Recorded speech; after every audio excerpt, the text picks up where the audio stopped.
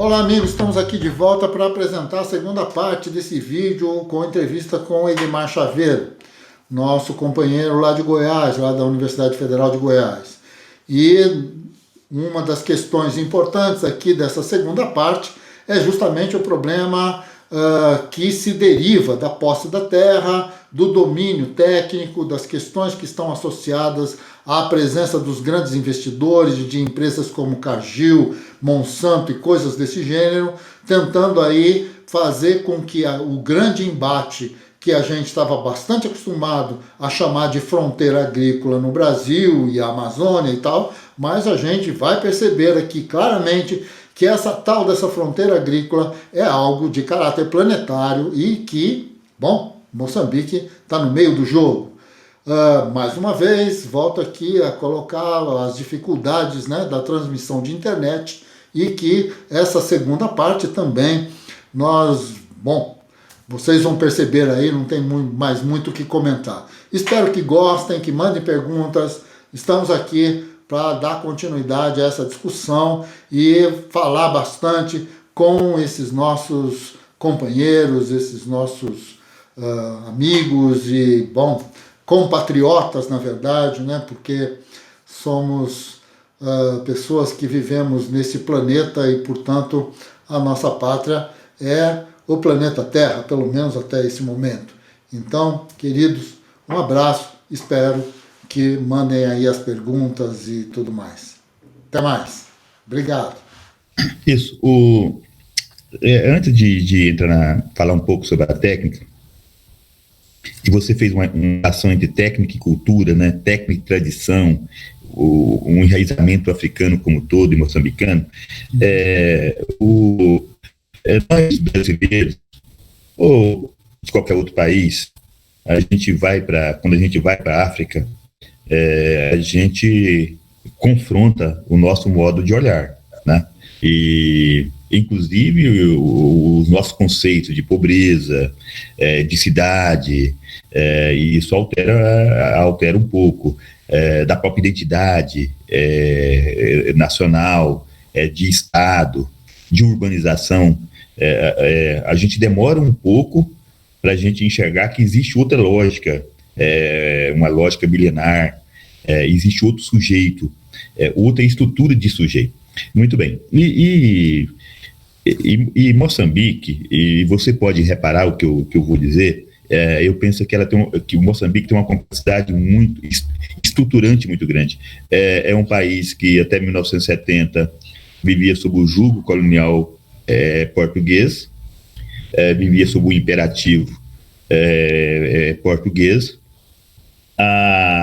Ele pula do jugo colonial para um socialismo de base leninista, e no meio disso tudo, vamos supor, relações sociais pré-capitalistas ou tradicionais, ou qualquer outro nome.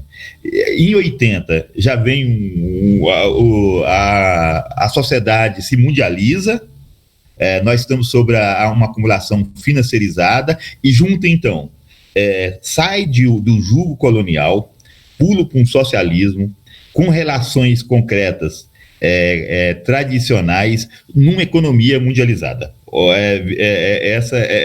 Veja a salada, né? A confusão que é isso.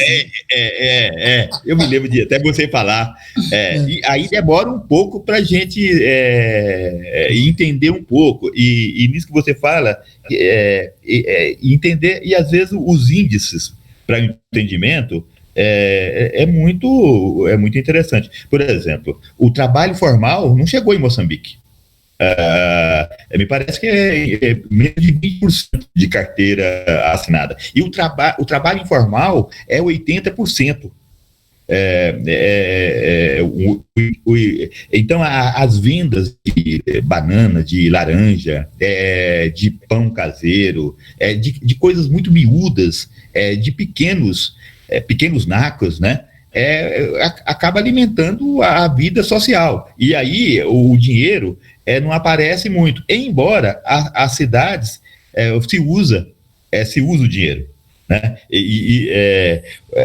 Então a relação cidade-campo Então, isso tudo é para ver uma complexidade, é para ver que existem relações sociais e relações culturais muito diferenciadas. Muito bem, eu fiz esse panorama. Como é que a gente entende essa estrutura tão complexa de um país, para a gente ver isso que você pergunta, que é muito interessante. Eu penso, é a minha posição, e depois você se posiciona também, eu penso que, de fato, há um problema de forças produtivas, como em Cuba. Há um problema grave nesse sentido. E esse problema de forças produtivas rudimentares, isso vai interpelar na produtividade. Na produtividade do trabalho, que, por sua vez, interpela no abastecimento da cesta básica das pessoas, né?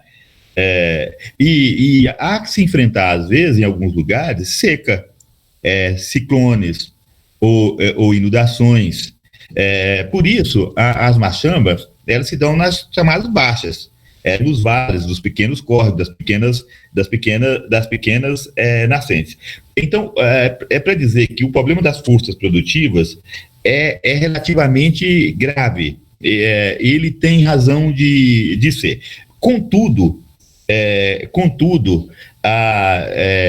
o fato de as mulheres trabalharem com a enxada de cano curto, o fato de as mãos serem instrumentos de trabalho, inclusive para tocarem a terra, e isso está constituído dentro de uma cultura que, numa sociedade mundializada, que na demanda de uma sociedade mundializada, já tem muita dificuldade de se manter.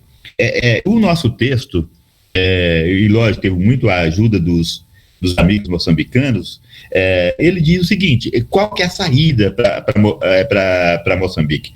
Ora, não se dá para desfazer da cultura, porque isso não é possível, embora o Estado, você mesmo diz, puxa para uma cultura urbana, colocando inclusive a escola com uma grande força motriz de puxar esse conceito para a cultura urbana. O Estado puxa para a língua portuguesa, embora mais de 30% não fala o português. A questão os amigos moçambicanos dizem, Moçambique só pode resolver minimamente o problema das forças produtivas com a cooperação. Uma cooperação internacional solidária.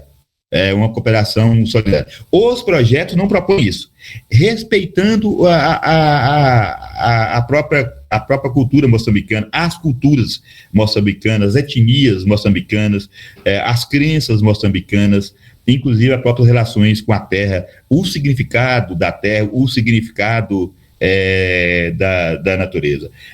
Como se faz isso?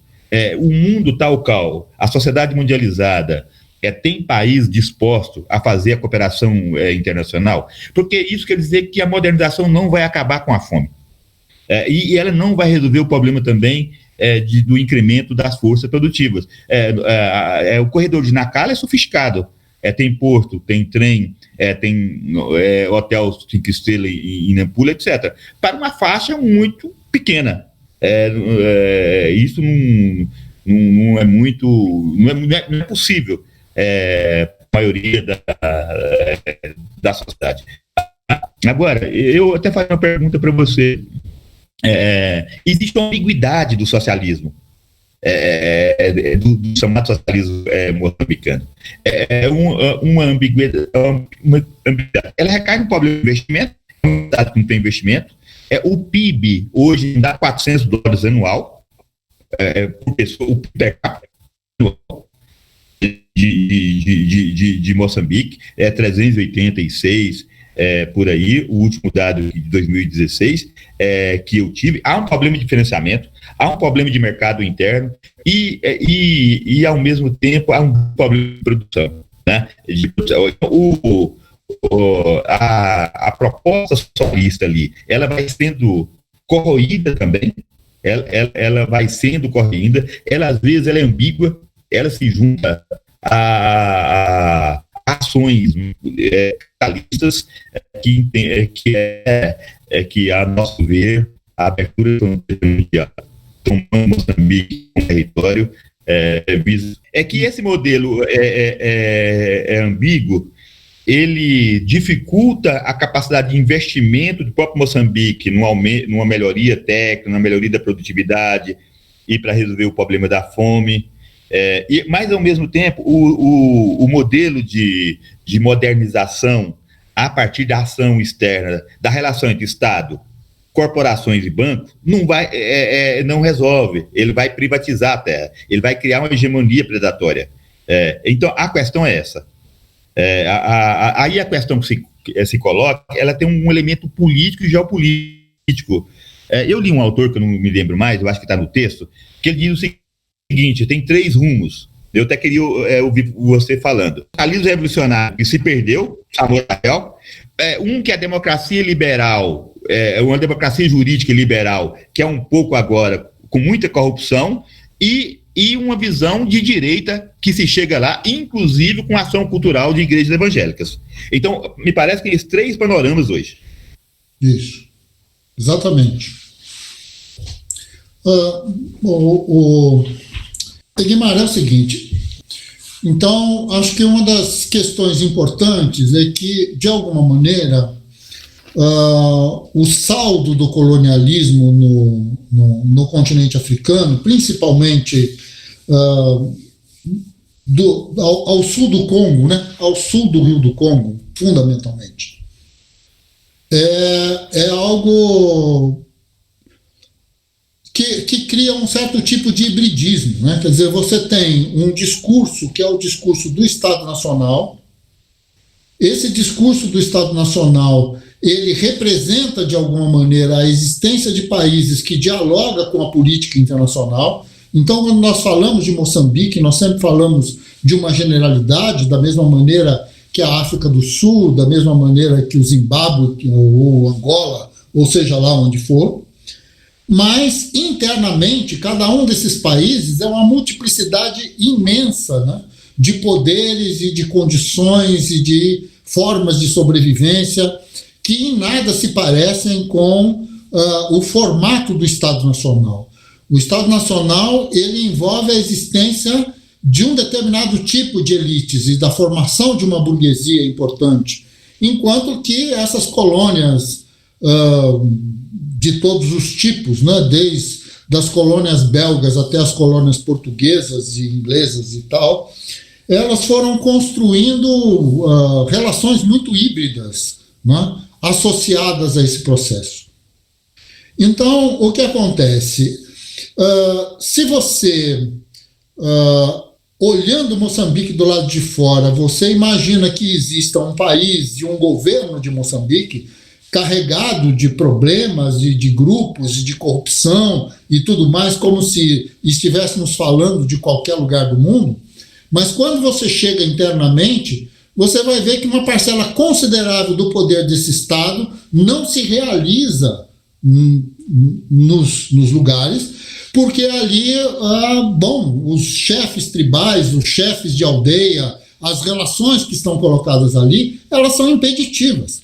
A própria ideia de socialismo de Samora Machel, que teve de fazer este acordo com uma União Soviética, algo que vem com todo o modelo do stalinismo, com todo o modelo que o socialismo soviético trouxe. Não teria sido melhor se tivesse sido com o socialismo chinês? Não é essa a questão. A questão é que, de alguma maneira, esse tipo de contorno, ele não leva em consideração o fato de que a população não tem esse tipo de projeto. E para que esse projeto exista, as formas de relações dessas populações serão destruídas. Nós temos no Brasil exemplos claríssimos. Acho que o centro-oeste do Brasil é um exemplo claro disso do ponto de vista mais recente.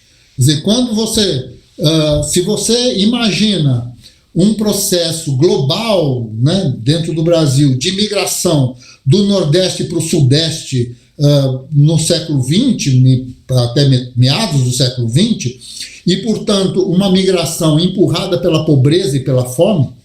Quando você pensa do ponto de vista do Centro-Oeste, existe ali um processo de migração que é uma migração de pessoas, capitais, tecnologia e da destruição de todas as formas de produção que estão associadas às populações que viviam no Mato Grosso, depois Mato Grosso do Sul, Mato Grosso, mesmo Goiás, onde hoje é Tocantins. Tudo isso, esses formatos, sejam eles das sociedades indígenas, sejam eles das sociedades camponesas que estavam ali, tudo isso foi destruído em nome da produtividade, em nome de Bom, essas populações, elas se tornaram marginalizadas, elas não foram, na verdade, absorvidas por esse processo.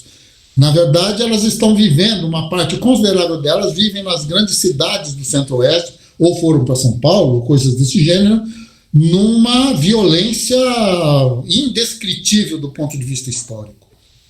A mesma questão está colocada para o continente africano. De alguma maneira, a própria ideia de se lutar contra a fome é uma forma também de destruir a maneira de viver dos povos que ali existem. Essas duas questões, elas estão associadas porque a luta contra a fome é a transformação do alimento em mercadoria. E a sociedade da mercadoria não é a sociedade da aldeia. A sociedade da aldeia não tem essa perspectiva, não vive essa lógica, não produz para isso.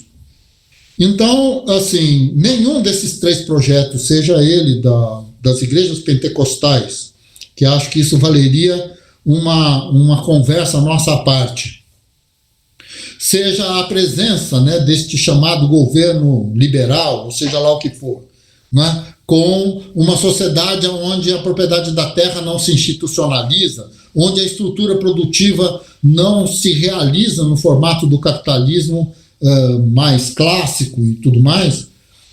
Então, bom, nesse sentido, o que nós vamos ter é esse tipo de hibridismo, essa coisa que não se realiza nem de um lado nem de outro, não é?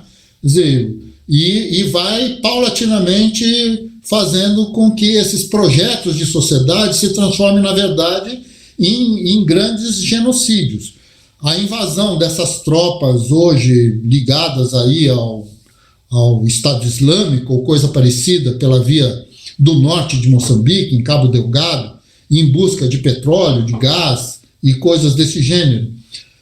Esta eterna discussão sobre as tropas que sobraram, né, da guerra civil e que estão ali na região da Gorongosa e que ninguém sabe o que fazer com esses grupos armados e tal, e se tenta e se faz acordos, mas não se chega, é porque, na verdade, usamos de um discurso que ele não tem objetividade. Ele é um discurso para o mundo, que se faz no formato do Estado Nacional, e do ponto de vista interno, ele tem que negociar com os chefes tribais, que isso é uma outra discussão, não é? Porque, assim, você ser presidente de Moçambique, você não é presidente de Moçambique, você é representante de uma tribo do sul de Moçambique. E, portanto, você é inimigo de todas as outras que vivem ao norte de Moçambique.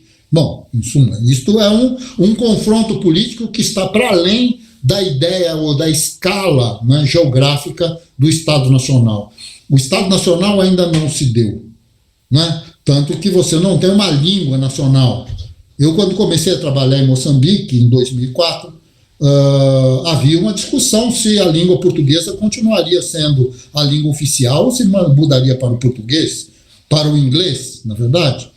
Quer dizer, um país que pode reunir as pessoas e simplesmente se perguntar se vai continuar com a língua portuguesa ou vai mudar para o inglês, é porque nenhuma nem outra são a língua, de fato, daquela população, não é? Então, você tem condições extremamente difíceis, né, e que estão colocados dentro desse patamar. E bem, esse retrato que você colocou é um retrato mais do que, vamos dizer assim, retocado, né, e acabado dessa violência toda. Né? Agora, Douglas, essa ambiguidade estruturante do país, o conflito entre o Estado Nacional e as etnias, e as línguas, e as culturas, etc. Isso não é enxergado pelos grandes projetos. Nós estamos terminando aqui, gostaria de fazer uma síntese. Para nós, colocar Moçambique e outros países da África também na rota da expansão da fronteira agrícola mundial coaduna com o projeto geopolítico depois da Segunda Guerra Mundial de transformar o alimento numa grande mercadoria. E isso redunda e vai redundar até hoje nos impérios agroalimentares. E esse é outro elemento. Tem gente que está estudando aqui no Brasil. Os impérios agroalimentares têm um controle total. Às vezes nem querem ter a propriedade da terra, mas tem um controle do armazenamento, tem um controle da ciência, da biotecnologia, tem um controle do transporte, da comunicação, e tem uma força muito grande sobre o Estado. Esse é um problema que nós não abordamos aqui. Os impérios agroalimentares, a Cargill, a Dreyfus, a Monsanto, elas passam a terem poder muito forte sobre o Estado. Elas passam a ter um comando muito forte sobre o Estado. Esse é um problema. E, a nosso ver, se a gente coloca a fome como problema número 1 para ser enfrentado em Moçambique, e não vai resolver a fome, exatamente por isso que você falou. A gente já vê em Moçambique a migração ali de do norte, das aldeias, das comunidades rurais, para Maputo, e transformam Maputo num desespero, né? Num desespero, um elemento muito ruim, difícil para se ver. Então, essa é um pouco a síntese. É o mesmo fenômeno que você vai encontrar na Beira, você vai encontrar em Nampula, né? Até na própria ilha de Moçambique, de alguma maneira, essa presença, esse deslocamento, né? O deslocamento que envolve o problema com a terra e envolve o problema com a guerra, né? Essas duas questões que são extremamente complicadas.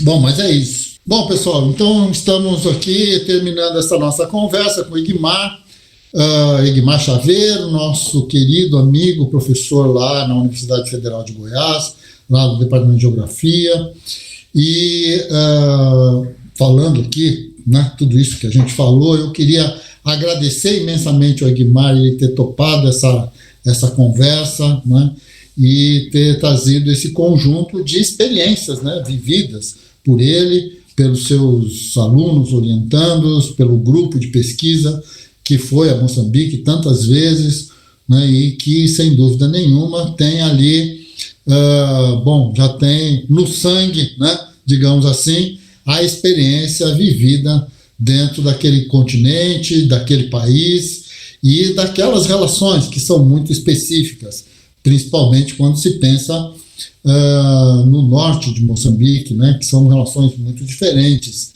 do sul. Bom, conversas para outro dia. Egmar, muito obrigado, querido. Se você quiser colocar alguma coisa para se despedir, para a gente poder encerrar esse nosso programa, fique à vontade.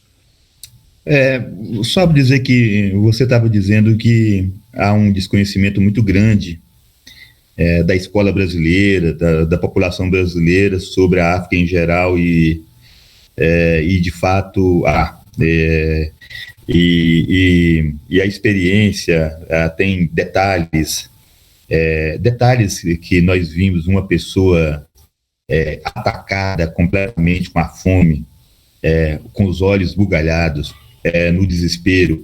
A experiência de ver, de tocar, de tatear, ela interroga muito a nossa consciência de mundo, a nossa consciência sobre justiça. Então, esse papo contigo, ele é muito importante em função disso. Muito obrigado. Obrigado a você, um abraço, dá um abraço aos nossos amigos em comum, manda beijos para todos. Fala que nós estamos aqui. Ok? Abraço. Falou, garoto, até mais. Valeu. E aí, gostaram da entrevista? Gostaram dos dados e tal? Bom, consultem, deem uma lida aí neste artigo que foi o mote dessa nossa conversa. Mande as perguntas. Bom, entre em contato, façam os comentários. Certamente Egmar estará à disposição de todos para dar continuidade a essa conversa fundamental. Um abraço a todos, até mais e muito obrigado. Até a entrevista da próxima semana e sexta-feira é aqui uma conversa só entre nós. Até, um abração.